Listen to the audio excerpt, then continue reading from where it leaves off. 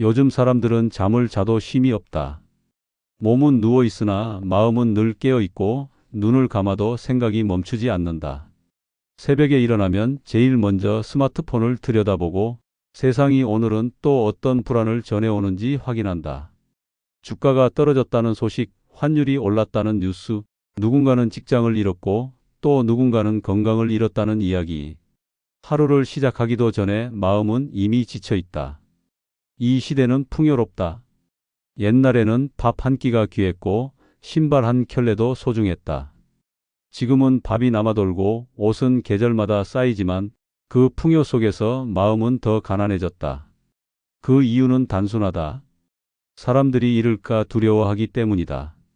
무엇을 가지든 그 다음에는 잃지 않으려는 싸움이 시작된다. 그래서 가진 자도 불안하고 가지지 못한 자도 불안하다. 불안은 외부에서 오는 것이 아니다. 누가 나를 공격해서도 세상이 특별히 나를 괴롭혀서도 아니다. 불안은 스스로 만든 그림자다. 아직 오지 않은 일을 미리 두려워하고 이미 지나간 일을 놓지 못해서 생겨나는 그늘이다. 사람은 그 그림자를 실체로 착각하고 그 속에서 스스로를 괴롭힌다. 젊은 시절에는 실패가 두렵고 나이 들면 건강이 두렵다. 몸이 병드는 것도 괴롭지만 사실 더 큰 괴로움은 내가 병들까봐 미리 두려워하는 마음이다. 그 마음이 현실보다 앞서가서 아직 일어나지 않은 고통을 미리 느끼게 한다. 그래서 인간은 실제의 괴로움보다 상상의 괴로움에 더 오래 묶여 산다. 예전에 한 농부가 있었다. 그는 하늘을 매일 올려다보며 한숨을 쉬었다. 비가 오면 농사가 망칠까 걱정하고 비가 안 오면 가뭄이 될까 두려워했다. 결국 그는 날마다 걱정하며 살다가 농사철이 끝났을 때 이렇게 말했다. 올해 농사는 그럭저럭 괜찮았지만 나는 한 해 내내 불안해서 병이 났다. 결국 사람을 병들게 한 것은 가뭄도 홍수도 아니었다. 생기지도 않은 일에 대한 상상이 그를 병들게 했다. 불안의 뿌리는 비교다. 나보다 잘 사는 사람을 보면 초조해지고 나보다 못 사는 사람을 보면 잠시 위로받는다. 그러나 그 위로는 오래가지 않는다. 비교의 마음은 끝이 없기 때문이다. 오늘은 남보다 나아야 안심하고 내일은 또 다른 사람을 찾아 비교한다. 그 마음이 있는 한 평안은 오지 않는다. 사람들은 흔히 이렇게 말한다. 나보다 더 힘든 사람도 있는데 나는 감사해야지. 이 말은 겉으로는 겸손해 보이지만 실상은 여전히 비교의 틀 속에 갇혀 있는 말이다. 진정한 감사는 남의 불행 위에 세워지는 것이 아니다. 감사는 비교가 아니라 깨달음에서 나온다. 지금 이 순간 내가 살아있다는 사실, 숨을 쉬고 있다는 사실, 그것 하나로도 충분하다. 그러나 사람들은 충분함을 잊고 산다. 더 가져야 안심하고 더 쌓아야 편해진다. 그래서 세상은 끝없는 경쟁터가 되었고 남의 불행을 보며 잠시 안도하는 사회가 되어버렸다. 그러나 그 안도는 오래가지 않는다. 잠시의 위로 뒤에는 다시 더 큰 불안이 따라온다. 왜냐하면 남의 고통이 내 평안을 대신해 줄 수 없기 때문이다. 나는 예전에도 말했다. 마음이 고요하면 세상의 풍랑도 연못의 물결처럼 된다. 불안이 일어나는 것은 세상이 요란해서가 아니라 내 마음이 요란하기 때문이다. 세상은 늘 바람이 분다. 그러나 나무의 뿌리가 깊으면 흔들리되 쓰러지지 않는다. 마음의 뿌리를 단단히 내리지 못한 자는 작은 바람에도 흔들리고 그 흔들림을 세상의 탓으로 돌린다. 이제 사람들은 묻는다. 이 불안한 시대에 어떻게 하면 마음이 편해질 수 있습니까? 그 물음은 곧 깨달음의 문턱이다. 불안에서 벗어나려는 마음이 일어났다는 것은 이미 그대가 깨어나려는 징조이기 때문이다. 그러나 마음의 평안은 벗어남이 아니라 바라봄에서 온다. 불안을 없애려 하기보다 불안을 바로 볼 때 그 마음은 점점 가라앉는다. 이것이 일심의 시작이다. 사람의 마음은 거울과 같다. 그 거울에 무엇을 비추느냐에 따라 인생의 얼굴이 달라진다. 맑은 호수를 보면 하늘이 비치지만 탁한 물을 보면 그림자만 남는다. 그대가 세상을 향해 내미는 마음이 맑으면 세상도 그 마음의 빛을 따라 변한다. 그러나 마음이 비교로 흐려지면 아무리 밝은 낮에도 눈앞이 어둡다. 비교는 욕망의 다른 이름이다. 남보다 잘 살고 싶고, 남보다 인정받고 싶고, 남보다 늦지 않게, 남보다 먼저 가고 싶은 마음이 사람을 끊임없이 내몰고 있다. 그러나 비교의 끝에는 평안이 없다. 남보다 앞서가면 교만이 일고 뒤처지면 열등감이 일어난다. 교만과 열등감은 서로 다른 얼굴을 한 마음이다. 그 뿌리는 비교라는 한 생각이다. 예전에 한 학자가 찾아와 물었다. 스님, 사람의 고통은 어디서 옵니까? 나는 물컵 하나를 들어 보였다. 그리고는 물을 반쯤 채워 그에게 보이며 물었다. 이 물이 반이나 있느냐, 반밖에 없느냐? 그가 머뭇거리더니 반밖에 없습니다라고 했다. 그때 나는 이렇게 말했다. 그대는 이미 스스로 가난을 선택했다. 물의 양은 변하지 않았으나 그 마음이 부족하다고 여기는 순간 고통이 생겨난다. 비교는 현실을 그대로 두지 않는다. 있는 것을 있는 그대로 보지 못하고 언제나 남보다 전에 비해 이 정도면 하는 생각으로 지금의 생을 훼손한다. 한 젊은 장인이 있었다. 그는 평생을 걸쳐 아름다운 그릇을 만들었다. 그러나 어느 날 시장에서 자신보다 더 정교한 그릇을 본 뒤 그날로 손을 떼었다. 그릇의 모양이 변한 것도 아니고 그의 솜씨가 줄어든 것도 아니었다. 단지 남의 솜씨를 본 순간 자신의 손끝에서 기쁨이 사라졌다. 그때부터 그는 더 이상 만들지 못했다. 그가 잃은 것은 솜씨가 아니라 마음의 평안이었다. 이것이 비교의 독이다. 사람은 스스로 만든 잣대에 자신을 묶는다. 그 잣대가 남의 삶을 향할 때 그 마음은 늘 초조하고 시기심으로 불탄다. 남이 웃으면 불안하고 남이 넘어지면 안도한다. 그 마음이 스스로를 병들게 한다. 남의 기쁨을 두려워하고 남의 불행에서 위로받는 삶은 이미 마음이 병든 삶이다. 나는 세상을 오래 살며 보았다. 가진 자의 근심이 가난한 자보다 깊고 배운 자의 두려움이 모르는 자보다 크다. 이유는 단 하나다. 많이 가진 사람일수록 더 많이 비교하기 때문이다. 비교는 채워지지 않는 밑 빠진 독이다. 그 안에 아무리 물을 부어도 끝이 없다. 그래서 욕망은 늘 목마르다. 그 목마름을 채우려 남을 이기고자 하지만 결국 자신을 소모시키고 만다. 옛날에는 남이 가진 것보다 하늘이 준 것에 감사하며 살았다. 봄이면 봄꽃을 보고 기뻐하고 가을이면 익은 벼 이삭을 보며 웃었다.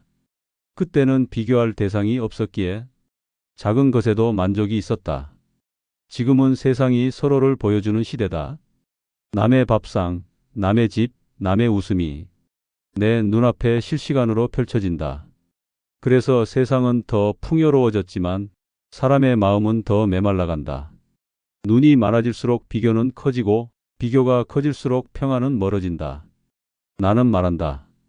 고통은 나라는 생각에서 시작된다. 내가 손해본다. 내가 뒤처진다. 내가 불행하다 하는 생각이 일어날 때 고통의 문이 열린다. 그 문을 닫는 방법은 간단하다. 나를 내려놓으면 된다. 남과 나를 가르는 경계가 사라지면 비교할 이유도 경쟁할 대상도 사라진다. 그러면 마음은 저절로 고요해진다. 한 번은 이런 이가 있었다. 스님, 저는 남보다 늦게 피는 인생 같습니다. 그래서 나는 대답했다. 꽃은 모두 제때에 핀다. 봄에 피는 매화가 있고 여름에 피는 연꽃이 있고 가을에 피는 국화가 있다. 서로를 시기하지 않는다. 왜냐하면 피는 때가 다르다는 것을 알기 때문이다. 사람의 삶도 그러하다. 각자 피어야 할 때가 있고 져야 할 때가 있다. 남의 속도에 마음을 맞추면 그대는 평생 자기 꽃을 피우지 못한다. 비교는 끊임없는 경쟁을 낳는다. 경쟁은 피로를 낳고 피로는 결국 불안을 낳는다. 그러므로 불안의 씨앗은 남이 아니라 나에게 있다. 그대가 남을 바라보는 순간 마음이 흔들리고 그대가 자신을 바라보는 순간 마음이 안정된다. 눈을 밖으로 돌리지 말고 안으로 돌려라. 내 안의 평안이 세상의 기준보다 앞서면 세상은 더 이상 그대를 흔들 수 없다. 나는 한때 이렇게 물었다. 누가 부자인가? 많이 가진 자가 아니라 욕심이 줄어든 자가 부자다. 왜냐하면 욕심이 줄면 가진 것이 많아지고 욕심이 많으면 가진 것도 모자라지 않느냐. 그대가 비교를 놓는 순간 세상은 즉시 풍요로워진다. 부자는 재산의 크기로 정해지지 않고 마음의 넉넉함으로 정해진다. 세상의 불행은 비교에서 비롯된다. 남과 나를 나누는 순간 이미 일심은 둘로 갈라진다. 일심이 둘로 갈라지면 그곳에 분별이 생기고 분별은 번뇌를 낳는다. 그러므로 일심이란 남과 나를 하나로 보는 눈이다. 남의 기쁨이 곧 나의 기쁨이고 남의 슬픔이 곧 나의 슬픔일 때 그 마음은 이미 비교를 초월한 자리다. 그곳이 곧 평화요 깨달음의 문이다. 사람은 누구나 상처를 품고 산다. 살아있는 한 마음은 늘 닿고 부딪히며 긁히기 마련이다. 그런데 어떤 이는 상처를 이유로 무너지고 또 어떤 이는 그 상처를 밟고 일어난다. 같은 고통인데 어떤 이는 그것을 흉터라 부르고 어떤 이는 그것을 흔적이라 부른다. 흉터는 지워야 할 아픔이지만 흔적은 살아온 증거이다. 둘의 차이는 단 하나, 마음의 해석이다. 어린 시절 가난했던 사람은 많다. 어떤 이는 그 시절을 떠올리며 나는 불행했다고 말하고 어떤 이는 그때 덕분에 지금의 내가 있다고 말한다. 세상은 다르지 않다. 마음이 다를 뿐이다. 가난은 결핍이 아니라 절제의 스승이었다. 배고픔은 굶주림이 아니라 만족을 가르치는 공부였다. 그때의 고통을 미워하면 그것은 상처가 되고 그때의 고통을 받아들이면 그것은 지혜가 된다.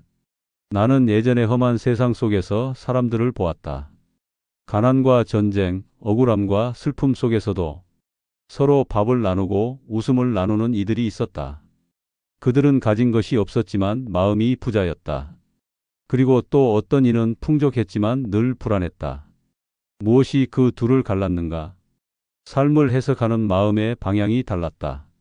전자는 고통을 스승으로 삼았고 후자는 고통을 원수로 삼았다. 고통은 피해야 할 적이 아니다. 그것은 삶이 우리를 단련시키는 방식이다. 쇠가 불에 달궈져야 강철이 되듯 마음도 아픔을 통과해야 단단해진다. 아픔이 없으면 사람은 성장하지 못한다. 아무 일 없는 삶을 꿈꾸는 자는 결국 아무 깨달음도 얻지 못한다. 평온은 고통의 부재가 아니라 고통의 이해에서 온다. 한 나무꾼이 산길을 오르다 돌부리에 걸려 넘어졌다. 그는 무릎이 깨지자 화를 냈다. 이 돌만 없었으면 나는 다치지 않았을 텐데. 그러나 그날 저녁 그는 다시 그 길을 걸으며 낮에 넘어진 자리에서 문득 발길을 멈췄다. 그 돌을 미워하지 않고 자세히 보니 그 돌은 빗물에 닿아 반짝이는 빛을 품고 있었다. 그는 그 돌을 집어들고 말했다. 내가 넘어진 자리가 오늘은 나를 멈춰 세운 자리가 되었구나. 넘어짐이 없었다면 그는 그 돌의 빛을 보지 못했을 것이다. 고통은 때로 우리를 잠시 멈추게 하여 그동안 보지 못한 빛을 보게 한다. 삶에서 일어난 모든 일은 헛되지 않다. 누군가의 상처는 다른 이의 위로가 된다. 넘어진 자리에서 일어난 자는 그 길을 걷는 다른 이에게 길잡이가 된다. 그러므로 과거의 아픔은 사라져야 할 기억이 아니라 누군가를 살릴 수 있는 씨앗이다. 그대가 겪은 슬픔이 깊을수록 그대가 전할 수 있는 위로도 깊어진다. 나는 세상을 보며 이런 생각을 자주 했다. 괴로움을 모르는 이는 사랑도 얕다. 자신이 아프지 않은 사람은 남의 눈물의 무게를 모른다. 그래서 아픔은 사랑의 학교다. 그대가 울어본 만큼 누군가의 고통을 헤아릴 수 있다. 상처가 깊었던 자는 누군가의 어깨를 더 따뜻하게 감싼다. 그렇게 세상은 서로의 상처로 이어진다. 고통은 나를 무너뜨리는 벽이 아니라 우리 모두를 잇는 다리이다. 때로는 과거의 잘못이 발목을 잡기도 한다. 그때 나는 이렇게 말한다. 그대가 죄책감으로 자신을 때릴수록 그 잘못은 더 커진다. 그러나 그 잘못을 밟고 일어나면 그것은 수행이 된다. 죄는 반복을 낳지만 참회는 변화를 낳는다. 참회란 스스로를 탓하는 일이 아니라 다시는 어둠으로 돌아가지 않겠다는 다짐이다. 그 다짐이 있는 한 과거의 모든 어둠은 등불이 된다. 흔히 사람들은 말한다. 그 시절만 아니었으면 내가 이 고생을 안 했을 텐데. 그러나 나는 이렇게 말하고 싶다. 바로 그 시절이 있었기에 지금의 그대가 있다.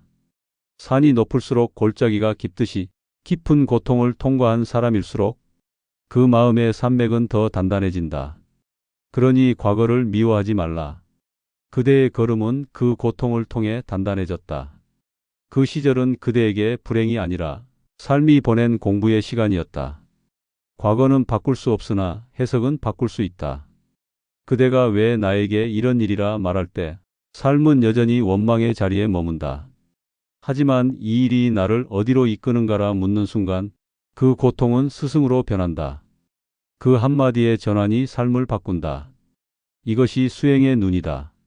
세상은 그대로인데 마음이 바뀌면 전부가 달라진다. 불은 나무를 태워 재로 만들지만 그 재는 다시 밭을 기름지게 한다. 그대의 과거가 불이었다면 지금은 그 재를 거름 삼아 새 싹을 키워야 한다. 불탄 들판에 다시 꽃이 피지 않으면 그 불은 헛된 것이 된다.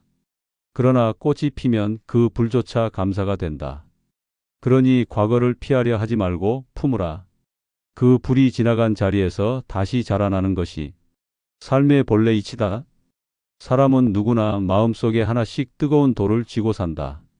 그 돌은 두려움이고 불안이며 후회와 미련이다. 문제는 그 돌이 뜨겁다는 것을 알면서도 놓지 못한다는 것이다. 어떤 이는 그 돌을 손에 쥔 채 평생을 데이고 산다. 그리고 묻는다. 스님, 이 뜨거움을 어떻게 식혀야 합니까? 그 물음은 이미 어긋났다. 뜨거운 것은 식히는 게 아니라 넣는 것이다. 놓는다는 것은 기술이 아니다. 방법을 배워서 되는 일이 아니다. 마음이 분별을 멈출 때 그때 자연스레 손이 펴지고 돌이 떨어진다. 그대가 돌을 쥐고 있으면서 이걸 어떻게 놓을까요? 묻는 것은 이미 놓기 싫다는 뜻이다. 놓는 법을 몰라서가 아니라 놓을 마음이 아직 생기지 않았기 때문이다. 불안은 미래를 쥐려는 손에서 생긴다. 사람은 내일을 붙잡고 싶어하고 일어나지 않은 일을 미리 계산하며 산다. 그래서 오늘을 살지 못한다. 미래를 쥘 수 있다고 믿는 순간 마음은 두려움에 갇힌다. 왜냐하면 내일은 그대 손안에 있지 않기 때문이다. 잡을 수 없는 것을 잡으려는 순간 고통이 시작된다. 한 사내가 강물에 비친 달을 잡으려 했다. 밤마다 그는 강가로 나가 물속에 손을 넣어 달을 건져 올리려 했다. 물결이 움직일 때마다 달빛은 흔들리고 그는 점점 더 깊이 물속으로 들어갔다. 결국 그는 젖은 몸으로 집에 돌아와 탄식했다. 아무리 손을 뻗어도 달이 잡히지 않는다. 그의 아내가 웃으며 말했다. 그대는 하늘의 달을 건지려 했구나. 물속에는 달이 없다네. 달은 늘 그대 머리 위에 있었다. 불안한 마음이란 물속의 달을 잡으려는 손과 같다. 실체 없는 것을 쥐고 스스로를 괴롭히는 것이다. 사람은 종종 이렇게 말한다. 나는 마음을 비우고 싶습니다. 그러나 마음을 비운다는 말 또한 마음의 욕심이다. 비워야 한다는 생각이 일어나는 한 마음은 여전히 채워야 한다는 집착과 같다. 그대가 비우려 할수록 더 채워지고 놓으려 할수록 더 단단히 붙든다. 마음은 억지로 조작할 수 있는 것이 아니다. 그저 알아차리고 바라볼 뿐이다. 불안을 억누르지 말고 아, 지금 내 마음이 불안하구나 하고 바라보라. 그 순간 불안은 그대를 지배하지 못한다. 나는 예전에 한 농부를 보았다.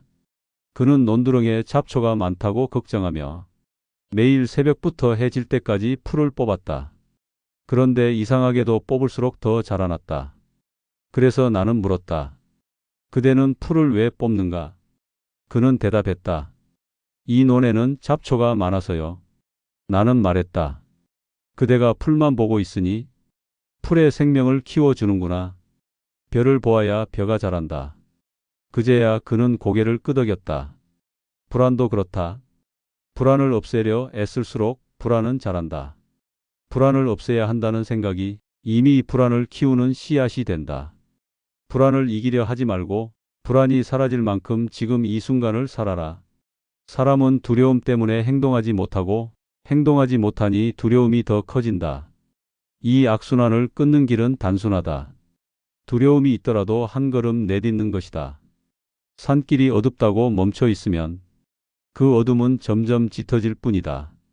그러나 한 걸음 내디디면 그 발밑에서 길이 생긴다. 밝은 곳이 없어서 길이 없는 게 아니라 걷지 않아서 길이 없는 것이다. 불안은 바람과 같다. 붙잡을 수 없지만 느낄 수 있다. 그러나 그 바람이 항상 나쁜 것은 아니다. 바람이 불어야 나무가 자라고 파도가 일어야 바다가 숨 쉰다. 불안 또한 그대가 살아있다는 증거이다. 그대가 아무 기대도 아무 희망도 없다면 불안할 이유조차 없다. 그러므로 불안은 생명력이 아직 타오른다는 신호이다. 그대가 불안을 부정하면 삶도 멈춘다. 그러나 불안을 이해하면 그것은 삶의 박동이 된다. 나는 이런 말을 한 적이 있다. 두려움을 없애려 하지 말고 두려움과 함께 걸어라. 두려움이 사라져야 평안한 것이 아니라 두려움이 있어도 걸을 수 있을 때 그것이 진짜 평안이다. 고요는 바람이 멎은 자리가 아니라 바람 속에서도 흔들리지 않는 마음이다. 일심은 바로 그 자리에서 드러난다. 사람들은 흔히 묻는다. 스님, 불안을 이기는 법을 가르쳐 주십시오. 그러나 나는 말한다. 불안은 이길 대상이 아니다. 불안은 다만 알아차릴 대상이다. 그대가 불안을 알아차리는 순간 그 불안은 더 이상 그대를 삼키지 못한다. 그대가 불안을 두려워하지 않을 때 그 불안은 자연히 사라진다. 그러니 뜨거운 돌을 쥔 손을 펴라. 놓는 순간 고통은 떨어진다. 그러나 그 돌을 미워하지는 말라. 그 돌 또한 그대가 살아있음을 증명한다. 그 돌을 쥐지 않았다면 그대는 지금의 자신을 깨닫지 못했을 것이다. 그러므로 놓음은 버림이 아니라 감사다. 그대가 돌을 놓을 때 그 돌은 짐이 아니라 스승이 된다. 사람은 사랑하는 존재를 잃을 때 세상의 빛이 꺼진 듯 느낀다. 숨은 이어지지만 삶의 방향이 사라진 듯하다. 함께 웃던 기억이 그림자처럼 따라다니고 목소리는 바람 속에 맴돌고 손끝에 닿던 온기가 사라진 자리를 아무리 더듬어도 이제는 공기만 남았다. 그 공허함을 사람들은 죽음이라 부른다. 그러나 죽음이란 단절이 아니다. 한 생명이 다른 형태로 옮겨가는 일이다. 꽃이 시들어도 그 향은 남고 불이 꺼져도 그 온기는 재 속에 남는다. 사랑하는 이를 잃었다는 것은 그가 사라졌다는 뜻이 아니라 그가 눈에 보이지 않는 곳으로 옮겨갔다는 뜻이다. 그대가 눈물로 그를 불러도 대답이 없는 이유는 그가 멀리 떠나서가 아니라 이미 그대 안에 들어와 있기 때문이다. 그럼에도 사람의 마음은 쉽게 놓지 못한다. 아침마다 영정사진 앞에 앉아 잘 가라고 말하면서도 속으로는 가지 말라고 붙잡는다. 눈으로는 안녕을 말하지만 가슴으로는 부질없는 끈을 놓지 못한다. 그 끈이 곧 집착이다. 사랑은 붙잡는 것이 아니라 보내는 것이다. 사람들은 사랑의 깊이를 눈물의 양으로 재려하지만 진정한 사랑은 눈물이 아니라 평안으로 증명된다. 떠난 이를 위해 울어주는 것은 인간의 정이지만 그 눈물이 오래 흐르면 그것은 상대의 발목을 잡는다. 이 세상에 남은 자는 애도하고 저 세상으로 간 자는 떠나야 한다. 그러나 남은 자가 계속 울면 그 영혼은 발을 떼지 못하고 이곳을 서성인다. 사람들은 이를 두고 망원히 머문다고 했다. 그러므로 진정한 이별은 눈물이 아니라 인사로 끝내야 한다. 잘 가라. 이 한마디는 슬픔의 끝이자 사랑의 완성이다. 그대가 그 말을 진심으로 내뱉는 순간 떠난 이는 비로소 편안히 떠날 수 있고 남은 그대의 마음도 비워진다. 떠남과 남음은 둘이 아니라 하나다. 가는 자가 있어야 남는 자가 있고 남는 자가 있어야 가는 자의 의미가 있다. 그러니 떠남을 두려워하지 말라. 떠난 자는 사라진 것이 아니라 그대의 사랑이 흩어져 세상 곳곳에 스며든 것이다. 한 노부부의 이야기가 있다. 아내가 먼저 세상을 떠나고 남편은 매일 무덤에 들러 울었다.